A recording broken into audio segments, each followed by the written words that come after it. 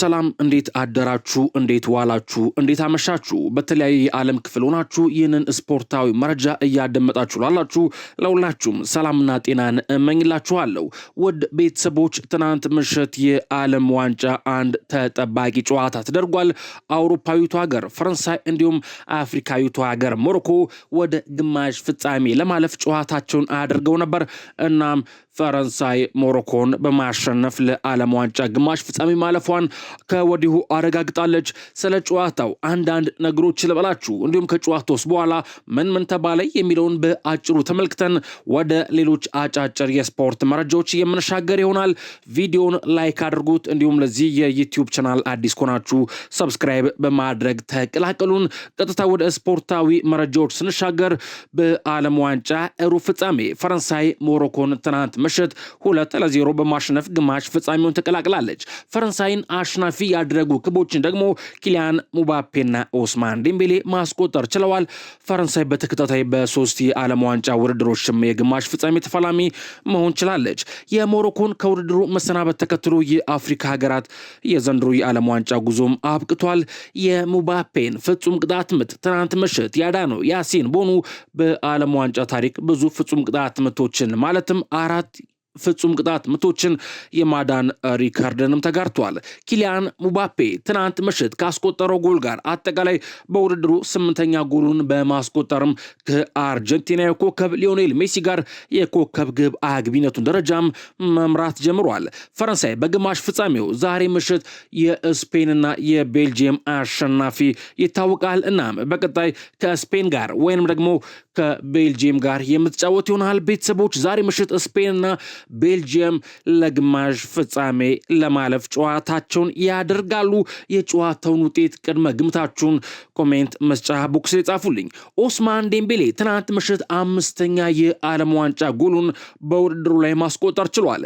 ኪሊያን ሙባፔ ደግሞ ለሁለተኛው ጎል መቆጠር ትናንት ምሽት አመቻችቶ ለኦስማን ዴምቤሌ ግብ የሚሆን ኳስ አቀብሎታል። ኪሊያን ሙባፔ በዓለም ዋንጫው በ11 ጎሎች ላይም ቀጥተኛ ተሳትፎን በማድረግ ቀዳሚው ተጫዋች ሆኖ ይገኛል። በዓለም ዋንጫ ታሪክ ሁለት ተጫዋቾች ሜሲና ኪሊያን ሙባፔ 8ና ከዛ በላይ ጎሎችን ሲያስቆጥሩም በታሪክ ለመጀመሪያ ጊዜ ሆኖ ተመዝግበዋል። ከምሽቱ ጨዋታ መጠናቀቅ በኋላም የመጣሁት ለማሸነፍ ነው። ሐኪሜ ስለተሰናበተ አላዘንኩኝም ብሏል። ኪሊያን ሙባፔ መጠነኛ ጉዳት ነው ያጋጠመኝ ሲልም ተናግሯል። ፈረንሳዊ አጥቂ ኪሊያን ሙባፔ ከትናንት ምሽቱ ጨዋታ በኋላ ከባድ ጉዳት እንዳላጋጠመው ተናግሯል። አሁን ደህና ነኝ፣ መጠነኛ የቁርጭምጭሚት ጉዳት ነው ያጋጠመኝ ሲል ኪሊያን ሙባፔ ስለ ጉዳት ሁኔታው ማሳውቋል። ለቅርብ ጓደኛው አሽራፍ ሐኪሚ አዝኖ እንደሆነ የተጠየቀው ኪሊያን ሙባፔ በፍጹም ምንም ስሜት አልተሰማኝም ብሏል። እዚህ የመጣሁት ለማሸነፍ ነው ያለው ኪሊያን ሙባፔ እሱም ወደዚህ የመጣው እኛን ለማሸነፍ ነበር ሲል ገልጿል። ኪሊያን ሙባፔ በጨዋታው የጨዋታው ኮከብ በመባል መመረጥ ችሏል። በዚህ የዓለም ዋንጫ ኪሊያን ሙባፔ የፈረንሳይን ወሳኝ ጎሎችን እያስቆጠረ ጥሩ ጊዜ እያሳለፈ ይገኛል። ይሁን እንጂ ማይክል ኦሊሴ ለቡድኑ እያበረከተ የሚገኘው አስተዋጽኦ ቀላል የሚባል አይደለም። የባየርን ሙኒክ አማካይ ኦሊሴ በዓለም ዋንጫው 5 ለግብ የሆኑ ኳሶችን አመቻችቶ ማቀበል ችሏል። እንዲሁም ኦሊሴ 11 ኳሶችን ከተከላካዮች ጀርባ አሻግሮ ሲያቀበል የቁጥር በውድድሩ ከየትኛውም ተጫዋች በላይ አድርጎታል። እነዚህ ኦሊሴ የሚያቀብላቸው ኳሶችም ከተከላካዮች ጀርባ መሮጥ ለሚወደው ኪሊያን ሙባፔ የተመቹት ሆነዋል። ማይክል ኦሊሴ 5 ለግብ የሚሆኑ ኳሶችን አመቻችቶ ለቡድን አገሮቹ ሲያቀበል 5ቱንም ለኪሊያን ሙባፔ ማቀበል ችሏል። ይህ ማለት ኪሊያን ሙባፔ በዚህ ዓለም ዋንጫ ካስቆጠራቸው 8 ግቦች መካከል 5ቱን ኳሶች ከማይክል ኦሊሴ ማግኘት ችሏል ማለት ነው።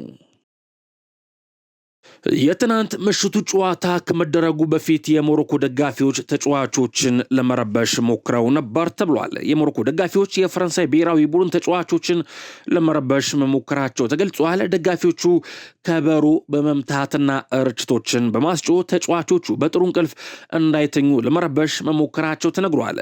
ለጨዋታውም በርካታ የሞሮኮ ደጋፊዎች ከተለያዩ አካባቢዎች ወደ ቦስተን አምርተው ነበር ተብሏል። የሞሮኮ አየር መንገድም በቅርቡ ለጨዋታው ተጨማሪ በረራዎችንም አድርጎ ነበር ተብሏል። ቤተሰቦች ቪዲዮን ላይክ ለማድረግ አሁንም አልዘገያችሁም፣ ላይክ አድርጉት። እንዲሁም ለዚህ የዩቲዩብ ቻናል አዲስ ኮናችሁ ሰብስክራይብ ማድረግ እንዳረሱ አሁኑኑ ሰብስክራይብ አድርጉ። እኔም ስፖርታዊ መረጃዎች ልቀጥል። የፊፋ ዳኝነት ላይ የቀረበው ትችት መሰረተ ቢስ ነው። ፒየርሉጂ ኮሊና የፊፋ ዳኞች ኮሚቴ ሊቀመንበር ፒየርሉጂ ኮሊና አሰልጣኝ ሆሳም ሐሰን ያቀረቡትን ትችት መሰረተ ቢስ ሲሉ አጣጥለውታል። የግብፅ አሰልጣኝ ሆሳም ሐሰን በአርጀንቲና ጨዋታ በዳኞች ተበድለናል በማለት ጠንካራ ትችት መሰንዘራቸው ይታወሳል። የዳኞች ኮሚቴ ኃላፊ ፒየርሉጂ ኮሊና በበኩላቸው ማንም ሰው የፊፋ ዳኝነት በሌላ አካል ተጽዕኖ ይደረግበታል ማለት አይችልም ሲሉ ተናግረዋል። የቀረበውን ትችት እውነት ያልሆነ መሰረተ ቢስ ሲሉ የገለጹት ኃላፊው በስፖርት ውስጥ ለዚህ ቦታ የለንም ሲሉ ተደምጠዋል። አክለውም ማንም ሰው በዓለም ዋንጫ ዳኝነት ታማኝነት ላይ ጥያቄ ሊያነሳ አይችልም ሲሉ ተናግረዋል። ከዓለም ዋንጫ መረጃ ሳንወጣ ጃሬል ኳንሳ 2 ጨዋታዎችን ተቀጥቷል ተብሏል። የእንግሊዝ ብሔራዊ ቡድን የመስመር ተሰላፊ ጃሬል ኳንሳ ቀይ ካርድ መመልከቱ አይዘነጋም። በዚህ ምክንያት ጃሬል ኳንሳ የ2 ጨዋታዎች ቅጣት እንደተጣለበት ተገልጿል። እንግሊዝ ወደ ግማሽ ፍጻሜ ካለፈች ጃሬል ኳንሳ የማይገኝ ይሆናል። በቅርቡ የእንግሊዝ የፓርላማ አባል ፊፋ የኳንሳን ቀይ ካርድ እንዲሰርዝ ደብዳቤ ጽፈው ነበር። ይሁን እንጂ ፊፋ ተጫዋቹን አንድ ጨዋታ ይቀጣል ተብሎ ቢጠበቅም 2 ጨዋታዎችን ቀጥቶታል። በዚህ ምክንያት 3ቱ አናብስት አሁን ላይ ለጨዋታ ዝግጁ የሆነ የቀኝ መስመር ተሰላፊያቸውን ስፔንስን ብቻ ይጠቀማሉ ተብሏል። በዘንድሮ የዓለም ዋንጫ ከፍተኛ ፉክክር እየታየበት የሚገኘው የኮከብ ግብ አግቢነት ደረጃ እጅጉን በአጓጊነቱ ቀጥሎ ይገኛል። ሊዮኔል አንድሬስ ሜሲና ኪሊያን ሙባፔ ሁለቱም ተጫዋቾች በተመሳሳይ 8 ግቦችን በማስቆጠር እየመሩ ሲገኝ ኤርሊንግ ብራውት ሃላንድ ከኖርዌይ ብሔራዊ ቡድን 7 ግቦችን በማስቆጠር ሁለተኛ ደረጃ ላይ ይገኛል። እንዲሁም ሃሪኬን ከእንግሊዝ ብሔራዊ ቡድን 6 ግቦችን ማስቆጠር ችሏል። እንዲሁም ኦስማን ዴምቤሌ 5 ግቦችን ማስቆጠር ሲችል ማይክል አያርዛባልና ጁድ ቤሊንጋም ደግሞ እነዚህ ተጫዋቾች 4 ግቦችን በማስቆጠር ተከታዩን ደረጃዎች ይዘዋል። ሊዮኔል ሜሲ ሚሮስላቭ ክሎዝን አነጋግሯል ተባለ።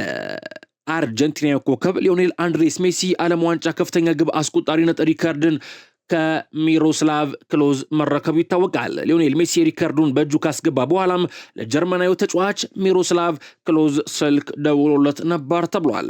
ሚሮስላቭ ክሎዝ በሰጠው አስተያየትም ሊዮኔል ሜሲ ደውሎ አነጋግሮኛል ሲል ተደምጧል። ከሊዮኔል ሜሲ ጋር ለመጀመሪያ ጊዜ መነጋገሩን የገለጸው ሚሮስላቭ ክሎዝ የፈረመበትን ማሊያ እንደሚልክልኝ ነግሮኛል ሲል ተደምጧል። ከዓለም ዋንጫ መረጃዎች ወጥተን ሌሎች አጫጭር የስፖርት መረጃዎችን ስንመለከት የሰሜን ለንደኑ ክለብ አርሰናል የሊድሱን ግብ ጠባቂ ኢያን ሜስሌርን ማስፈረሙን ይፋ አድርጓል። አርሰናል የእንግሊዝ ትልቁ ክለብ ነው ብሏል። ተጫዋቹም ግብ ጠባቂው ከሊድስ ዩናይትድ ጋር መለያየቱን ተከትሎ በነጻ ዝውውር አርሰናልን ተቀላቅሏል። በሊድስ ዩናይትድ በነበረው የ7 ዓመታት ቆይታም 215 ጨዋታዎችን ማድረግ ችሏል። ግብ ጠባቂው ከፊርማው በኋላ በጣም ደስተኛ ነኝ፣ ትልቅ ቀን ነው ለኔ፣ ምክንያቱም የሊጉን አሸናፊ ተቀላቅያለሁ ብሏል። ለኔ አርሰናል የእንግሊዝ ትልቁ ክለብ ነው ያለው ግብ ጠባቂው ለአርሰናል በመፈረሜ በጣም ኮርቻለሁ ሲል ተደምጧል። አርሰናል ለብሩኖ ጉማሬዝ የመጀመሪያ የ60 ሚሊዮን ፓውንድ የዝውውር ጥያቄን ለኒውካስትል ዩናይትዶች አቅርበዋል ተብሏል።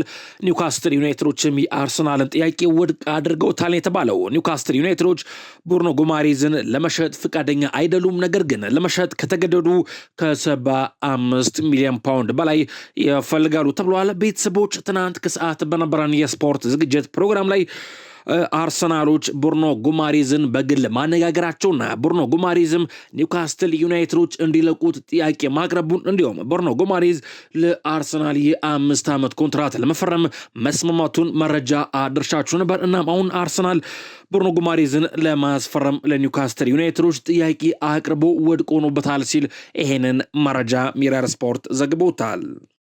ከአርሰናል ጋር በተያያዘ አስቶን ቪላ ከአርሰናል ፍላጎት እየጨመረ ቢመጣም ኤዝሪ ኮንሳን ለማቆየት ቆርጧል ተብሏል። ኡናይ ኤምሬ እንግሊዛዊውን ኢንተርናሽናል ለቀጣዩ የውድድር ዘመን እቅዶች ቁልፍ አካል አድርገው ይመለከቱታል የተባለው ቪላ ተከላካዩን በተመለከተ ምንም አይነት ጥያቄ ቢቀርብለት ጥያቄውን ውድቅ ለማድረግ የተዘጋጀው ተብሏል። ነገር ግን የተጫዋቹ ኮንትራት ከ2 ዓመት ያነሰ ሆኗል ተብሏል። ይህን መረጃ ፉትቦል ኢንሳይደር ዘግቦታል። አርሰናሎች የክለብ ብሩጁን የክንፍ አጥቂ ክሪስቶስ ዞሊሲን በ35 ሚሊዮን ፓውንድ ለማስፈረም ዙሩንም ለማጠናቀቅ እየሰሩ ይገኛል ሲል ይህን መረጃ ቢቢሲ ስፖርት ዘግቦታል። በሌላ መረጃ ማንቸስተር ዩናይትድ ዊሊያምስን ይፈልጋል እየተባለ ነው። ማንቸስተር ዩናይትድ በፎረስቱ ፉልባክ ኔኮ ዊሊያምስ ላይ ፍላጎት ማሳየቱ ተገልጿል። ከማንቸስተር ዩናይትድ በተጨማሪም ኒውካስትል ዩናይትድ ሌላኛው የተጫዋቹ ፈላጊ ሆኖ ብቅ ብሏል። ተጫዋቹ በኖቲንጋም ፎረስት ቤት ውሉን ለማራዘም እያደረገ የሚገኘው ንግግር አሁን ላይ ተቋርጧል ሲል ይሄን መረጃ ቢቢሲ ስፖርት ዘግቦታል። ከማንቸስተር ዩናይትድ ጋር በተያያዘ ማንቸስተር ዩናይትዶች ካርል ዳርሎን ለማዘዋወር ከስምምነት ደርሰዋል። ዊጎ ሲል ይህን መረጃ ፋብሪዞ ሮማኖ ዘግቦታል። ማንቸስተር ዩናይትድ ካርል ዳርሎን እንደ አማራጭ ግብ ጠባቂ አድርጎም ለማስፈረም ሙሉ ስምምነት ላይ ደርሰዋል ብሏል ፋብሪዞ ሮማኖ። ግብ ጠባቂው በማንቸስተር ዩናይትድ በዛሬው ዕለትም ተጨማሪ 1 ዓመት የማራዘም ዓመትን ያካተተ እስከ ጁን 2029 የሚያቆየውን ኮንትራት የሚፈርም ይሆናል።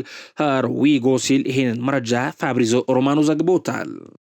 ማንቸስተር ዩናይትዶች ከካርሎስ ባሌባ ጉዳይ እንደሚባለው ሙሉ በሙሉ ከዝውውሩ አልወጡም ተብሏል። በተለይም ተጫዋቹ ክለቡን ለመልቀቅ ያለው ፍላጎት ጥልቅ በመሆኑ በማንቸስተር ዩናይትድ ቤት እንደ ምሳሌ እየታየ ይገኛል ተብሏል። ሆኖም ብራይተኖች በዚህ ገበያ ውስጥ የአማካኞች ዋጋ መወደዱን ተከትሎ ዋጋ ለመጨመር ያሉ ሁኔታዎችን በሙሉ እየተጠቀሙ ይገኛል ተብሏል። ብራይተኖች ከፍተኛ ዋጋ የሚጠይቁ ሲሆን ማንቸስተር ዩናይትዶች ደግሞ ለባሌባ ባለፈው ክረምት ለመክፈል ፍቃደኛ ከሆኑት 75 ሚሊዮን ፓውንድ በላይ መክፈል አይፈልጉም ሲል ይህን መረጃ ኢንዲፔንደንት ዘግቦታል። ኤደርሰን በሚቀጥሉት ጥቂት ሰዓታት ውስጥ ሁሉንም የሕክምና ምርመራዎችን ያጠናቅቃል። ከማንቸስተር ዩናይትድ ጋርም በዝውውሩ ጉዳይ የመጨረሻ ግንኙነት እየተደረገ ይገኛል ሲል ይህን መረጃ ፋብሪዞ ሮማኖ ዘግቦታል። ማንቸስተር ዩናይትዶች ኔዘርላንዳዊውን የመስመር አጥቂ ኮዲ ካግቦን ወደ ሊቨርፑል ከማምራቱ በፊት ለማስፈረም ሞክረው ነበር ተብሏል። እነሱ የተጫዋቹ የረጅም ጊዜ አድናቂዎች ሲሆኑ ተጫዋቹ በዚህ ክረምት ሊቨርፑልን ለመልቀቅ ከወሰነ የማንቸስተር ዩናይትድ አመራሮች ተጫዋቹን ለማስፈረም ድጋሚ ጥረት ሊያደርጉ ይችላል ሲል ይሄን መረጃ ሜን ስፖርት ዘግቦታል። በሌላ መረጃ ሊቨርፑል ከፒኤስጂ በርካታ ተጫዋቾችን በቅርበት እየተከታተለ ነው ተብሏል። ሊቨርፑል ለዋረን ዛይር ኤምሬ ከፍተኛ አድናቆት አለው። እንዲሁም ኢሊያ ዛባርኒንም እየተከታተለ ይገኛል። ክለቡ የሚወደው የመሃል ተከላካይ ነው። እንዲሁም ብራድሌ ባርኮላ አሁን በሊቨርፑል የፍላጎት ዝርዝር አናት ላይ ይገኛል ተብሏል። በዚህ ክረምት የዝውውር መስኮት ውስጥ ሊቨርፑልና ፒኤስጂ በጣም ብዙ ውይይቶችን ሊያደርጉ ይችላል ሲል ይህንን መረጃ ሜን ስፖርት ዘግቦታል። ሪያል ማድሪዶች በዚህ የክረምት የዝውውር መስኮት አንድ ትልቅ ስም ያለው የመሃል ሜዳ ተጫዋች ለማስፈረም እቅድ ይዘዋል ተብሏል። እናም ዋነኛ የመጀመሪያ እቅዳቸው የሆነው አርጀንቲናዊ የሊቨርፑል የመሃል ሜዳ ተጫዋች አሌክሲስ ማካሊስተር ነው ተብሏል። የሊቨርፑል አማካይ አሌክሲስ ማካሊስተር ዋነኛ የዝውውር ኢላማቸው ሆኗል ሲል ይህን መረጃ ማርካ ስፖርት ዘግቦታል። እና ግን ሊቨርፑሎች ተጫዋቹን የረጅም ጊዜ እቅዳቸው አድርገው ይመለከቱታል የተባለው። በ2017 ሊቨርፑል ኪሊያን ሙባፔን ለማስፈረም በጣም ከባድ ጥረት አድርጎ ነበር። ሙባፔም በዚያ ጊዜ እንዲህ ብሎ ነበር። ከሊቨርፑል ጋር ተነጋግሬ ነበር። ሊቨርፑል የእናቴ ተወዳጅ ክለብ ነው፣ እሷን በጣም ትወደዋለች ሲል ተናግሮ ነበር። የርገን ክሎፕ ደግሞ የዚያን ስብሰባ ዝርዝር እንዲህ ሲል ያስታውሳል። ይህ እኛ ያደረግነው ከሁሉም በጣም ውድ ያልተሳካ የዝውውር ሙከራ ነበር። ከብላክፑል ወደ ኒስ በረርን። ከዚያም መላው የሙባፔ ቤተሰብ 5 ክፍሎች ባሉት ትልቅ የግል አውሮፕላን ላይ ተሳፈሩ። ክሎፕም ቀጥሎ እንዲህ አለ፣ ማንም ሊያየን አይገባም ነበር። ስለዚህ አውሮፕላኑ በሰማይ ዙሪያ ይበር ነበር። በዚያ ውስጥም ተነጋገርን፣ ጥሩ ተመገብን፣ ጥሩ ነገር ጠጣን፣ ጥሩ ነገር አሳልፈን፣ ጥሩ ጊዜም አሳልፈናል። በመጨረሻም ግን ኪሊያን ሙባፔ ወደ ፓሪስ ሄደ። በረርን፣ በላን፣ ጠጣን። ኪሊያን ሙባፔ ግን ከኛ ጋር ወደ ሊቨርፑል ለማቅናት አልፈቀደም ብሏል የርገን ክሎፕ። በሌላ መረጃ ኒውካስትል ዩናይትድ ተጫዋች ለማስፈረም ተስማምቷል። ኒውካስትል ዩናይትድ ስዊዘርላንዳዊውን አማካይ ጆሃን ማንዛቢን ለማስፈረም ከስምምነት ደርሷል። ኒውካስትል ዩናይትድ ተጫዋቹን በ50 ሚሊዮን ፓውንድ ለማስፈረም ከፍሬቡርግ ጋር መስማማቱ ተገልጿል። የ20 ዓመቱ አማካይ ጆሃን ማንዛቢ በዚህ የዓለም ዋንጫ ውድድር ጥሩ ጊዜ እያሳለፈ ይገኛል። ተጫዋቹ በ4 የዓለም ዋንጫ ጨዋታዎች 3 ጎሎችን አስቆጥሮ 2 ለግብ የሆኑ ኳሶችን አመቻችቶ ማቀበል ችሏል። ኒውካስትል ዩናይትድ ሳንድሮ ቶናሊን ለቶተናም በ100 ሚሊዮን ፓውንድ መሸጡ ይታወሳል። በተጨማሪም ሌላኛው አማካይ ቦርኖ ጎማሪዝ በአርሰናል እየተፈለገ ይገኛል። ቶተናሞች ሳቪኒዮን ከማንቸስተር ሲቲ ለማስፈረም ከመጋረጃ ጀርባ እየሰሩ ይገኛል ሲል ይህን መረጃ ፋብሪዞ ሮማኖ ዘግቦታል።